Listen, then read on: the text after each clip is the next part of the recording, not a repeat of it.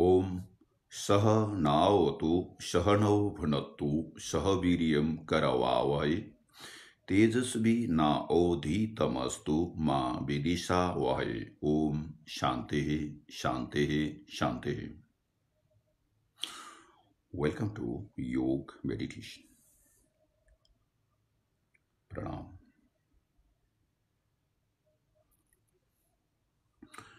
पवित्र ध्यान।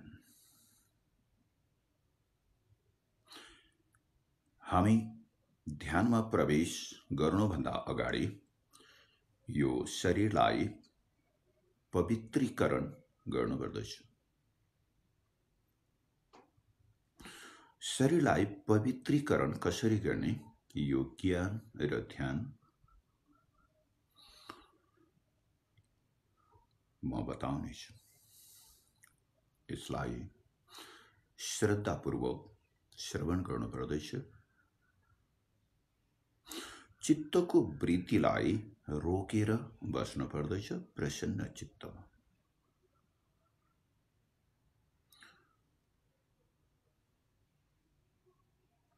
यो स्थूल शरीरलाई शुद्धिकरण गर्नका लागि अर्थात् बाहिर शुद्धिकरण गर्नका लागि हामी दैनिक जलको सेवन गर्दछौँ। जलद्वारा स्नान गरेर बाहिरी शुद्धिकरण गर्दछौँ।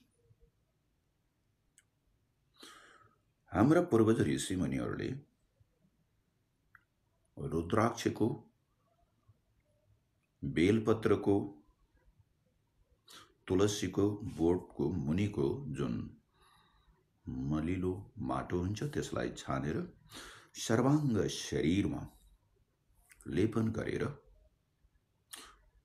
शरीरको शुद्धिकरण गर्नुहुन्थ्यो। बाहिरी शरीरको, स्किनको, छालाको। र जहाँ मलमूत्र विसर्जन गरिएको छैन नदीको किनाराको माटोले पनि स्नान गर्न सकिन्छ। सायद हजुरहरूले यसरी स्नान गर्नुभएको छैन होला। एकचोटि हेर्नुहोस्, बेलपत्रको बोटको मुनिको माटोले, तुलसीको बोटको मुनि माटोले, पिपल यस्तो पवित्र ठाउँमा रहेका सुगन्धित माटोमा सुगन्ध हुन्छ। माटोको गुण के हो? सुगन्ध। यस्तो सुगन्धित माटोलाई छानेर सर्वाङ्ग शरीरमा माटोद्वारा स्नान गरिहेर्नुहोस्। बहुत पवित्रीकरण, शुद्धता आउँछ शरीरमा। सो त नै ध्यान लाग्दछ। यो त भयो बाहिरी शुद्धिकरण। अब भित्री शुद्धिकरण। र यसरी स्नान गर्दाखेरि मौन रहेर स्नान गर्नुहोस्। कुनै पनि चित्तको वृत्तिहरूलाई नचलाइकन भगवान श्री कृष्ण यसो भन्नुहुन्छ, जो व्यक्तिले स्नान गर्नुहुन्छ शान्त मौन भएर स्नान गर्नुपर्छ। यसलाई पनि एउटा योग ध्यानको रूपमा अपनाउनुहोस्। यसरी हामीले बाहिर त शरीरलाई शुद्धिकरण गर्यौं, अब भित्र पनि शुद्धिकरण गर्नुपर्दछ। यो शरीरलाई भित्री पनि शुद्धिकरण गर्नुपर्दछ। भित्री शुद्धिकरण भनेको मनको र इन्द्रियहरूका शुद्धिकरण। हजुर, हाम्रो वृत्तिहरू, मनहरूले सदा नै सही राम्रा कामहरू गर्दैनन्, विपरीत कामहरू पनि गरिदिन्छन् र हामीले दुःख पाउँछौँ। र यसरी यो इन्द्रियहरूलाई पनि हामीले शुद्धिकरण गर्नुपर्दछ। जसको इन्द्रिय शुद्धिकरण छ उसले विपरीत कार्य केही पनि गर्दैन। धर्महीन, चरित्रहीन, समाज विपरीत कार्य उसले कहिले पनि गर्दैन। यसले गर्दाखेरि जुन हाम्रो मन छ भौतिकतातिर दौडिरहेको, यो मनलाई सत्मार्गको तर्फ, रितको तर्फ, सत्य सत्मार्गको तर्फ लगाउनु पर्दछ। र मनवती चित्त अहंकार लाई शुद्ध गर्नका लागि श्रीमद् भगवद गीता, उपनिषद, वेद, पुराणहरू बिहान बेलुकाको सन्ध्या समयमा हामीले चिन्तन मनन गर्यौं र यसरी भौतिकतिर दौडिरहने जुन मन छ त्यो मनलाई ईश्वरको तर्फ लगाइराख्नु, शान्तिको तर्फ, आनन्दको तर्फ लगाइराख्नु र यसरी भित्रको इन्द्रियहरूको पनि हामीले स्नान गर्नुपर्दछ। अहिले नै हामी स्नान गर्न सक्दछौँ शान्त भएर बस्छौँ। जति पनि हाम्रा भित्री इन्द्रियहरू छन्, इन्द्रियको राजा मन हुनुहुन्छ। विशेष मनलाई लियौं,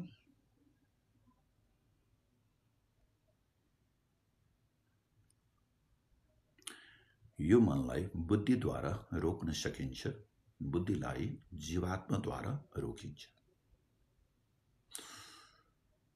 अशुद्ध मन, अशुद्ध इन्द्रियहरू भइसकेपछि मानिसले आफूलाई पनि दुःख लाग्ने र अरूलाई पनि दुःख लाग्ने व्यवहार गरिदिन्छ र उसले परिवार, समाज, राष्ट्रलाई पनि घाटा गरिदिन्छ। र अहिलेदेखि ध्यान गरौँ हाम्रो इन्द्रियहरूमा पवित्रता, शुद्धता, विशुद्धता। यस्तै व्यक्तिहरू राष्ट्रका नायक बन्न सक्छन्। उनीहरूबाट गरिएका कर्म, वचनहरू सबै पवित्र हुन जान्छ, सबैको लागि हितकारक हुन्छ। एकछिन ध्यान गरौँ इन्द्रियमा।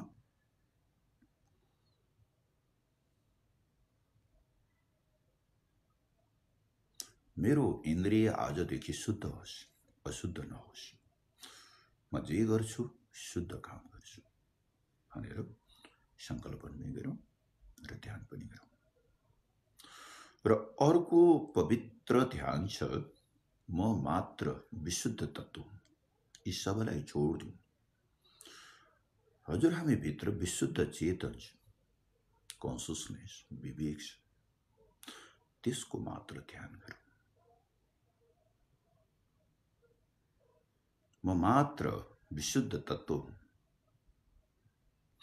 म मात्र शिव तत्व हुँ, मात्र शिव तत्व भनेको विशुद्ध अविनाशी परम ज्योति, सर्वोत्कृष्ट ज्योति, जुन ज्योति भन्दा बढेर अर्को कुनै ज्योति छैन, त्यसलाई भनिन्छ शिव। जस्तो काठभित्र अग्नि रहेको छ, तेलभित्र तेल रहेको छ भनेको जस्तो हामी भित्र पनि अग्नि रहेको छ, त्यसैलाई नै शिव भनिन्छ। त्यस्तो ज्योतिको ध्यान गरौँ।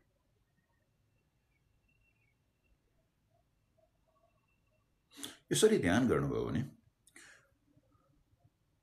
ज्योतिको नै साक्षात्कार हुन्छ।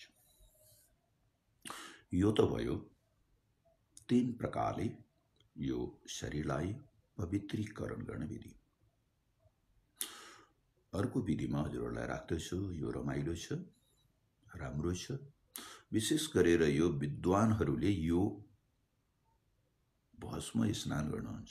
भस्म स्नान, यहाँले कहिले भस्म स्नान गर्नुभएछ? यो राम्रो छ। योगमा हामी प्रवेश गर्यौं भने धेरै राम्रो छ। भस्म स्नान, भस्म स्नान भन्नाले जस्तो पञ्चमहाभूतलाई लिनुपर्दछ।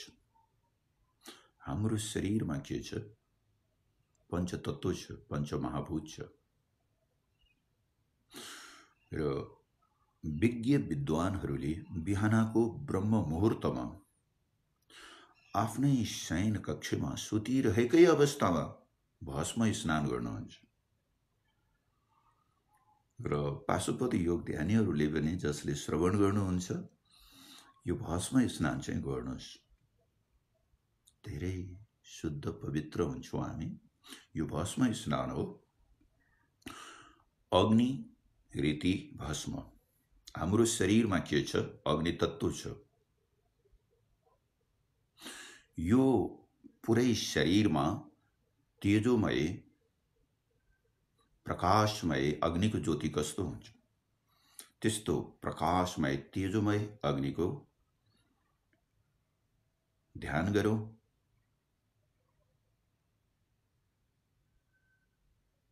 र यो अग्निबाट स्नान गरौँ। अग्नि स्नान, अग्नि रीति भस्म। यसरी ध्यान गर्नाले यो शरीरमा जति पनि क्लेशहरू छन्, विकारहरू छन्, ज्यादा ट्याउ ट्याउ ट्याउ गरेर आफूलाई पनि चिन्ता, अरूलाई पनि हैन बाधा पुर्याउने जति पनि विकारहरू छन्, यो विकारहरू भस्म भएर जान्छ। अग्नि रीति भस्म। यसरी आफ्नै शयन कक्षमा स्नान गर्नुहोस्।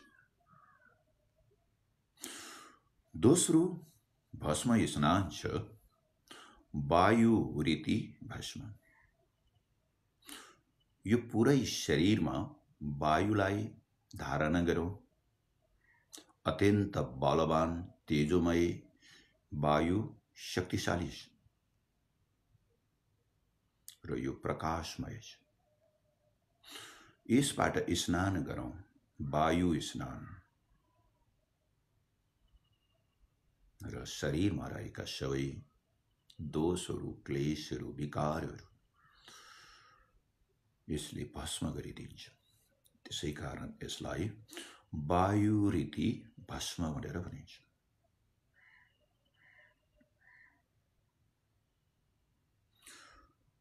फेरि अर्को पञ्चमहाभूतको स्नान गरौँ।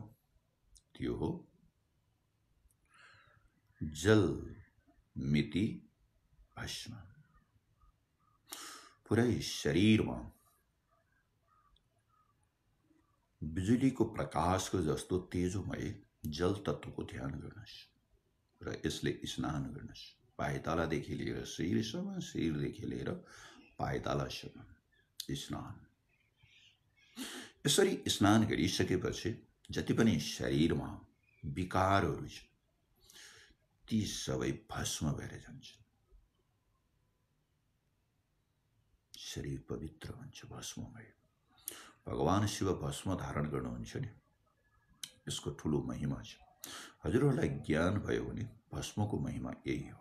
भित्री अध्यात्म छ। बाहिरी खरानी घसेर सेतो लगाउनु होइन, भित्र नै भस्म गरिदिनु। जति पनि क्लेशहरू छन्, जति पनि विकारहरू छन्। पञ्चमहाभूतमा अर्को छ स्थल मिति भस्म। पृथ्वी पुरै शरीरमा तप्त स्वर्ण अग्नि ज्योतिको स्वरूपमा पृथ्वी धरतीमान हुन्छ। तप्त स्वर्ण अग्नि ज्योतिबाट पुरै शरीरलाई स्नान गरौँ। यसरी स्नान गर्नाले पनि शरीरमा रहेका क्लेशहरू, वात पित्त कफका रोगहरू सबै भस्म भएर जान्छ। पवित्र हुन्छ शरीर, पवित्रीकरण। अन्तिम पञ्चमहाभूतको स्नान छ वो मेति भस्म। आकाशले पनि स्नान गरौँ। वो मेति भस्म भनेको आकाश। पुरै शरीरमा श्वेत आकाशको प्रकाश कस्तो छ? अत्यन्त श्वेत छ। श्वेत प्रकाशको ध्यान गरौँ होल बडीमा, सम्पूर्ण बडीमा।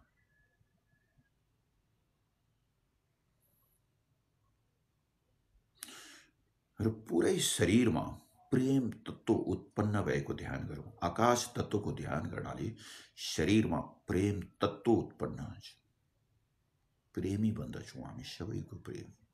हामी सबैको प्रेमी बन्नुपर्दछ। दुश्मन कोही कसैकै बन्नुहुन्न। योग ध्यानीहरू भनेको सबको प्रिय, सबको प्रिय, सबै ब्रह्म हो। यसरी बोमिति द्वारा स्नान गर्नुहोस् र अन्तस्करणमा रहेका जति पनि विकारहरू छन्, मन बुद्धि चित्त अहङ्कारमा, यी सबै भस्म भएर जान्छन्। प्रेम तत्त्वको सृजन हुन्छ र हामीले सबैलाई प्रेम गर्दैछौँ, माया गर्दैछौँ। सबै हाम्रो प्रिय हुन्छ। यसरी योगीहरूले भस्म स्नान गर्दछन् र हाम्रा पूर्वज ऋषिमुनिहरूले यसै गर्नुहुन्थ्यो र योग ध्यानीहरूले योग ध्यानमा प्रवेश गर्नुभन्दा अगाडि पनि यसै गरी भस्म स्नान गर्न भने नभुल्नुहोस्।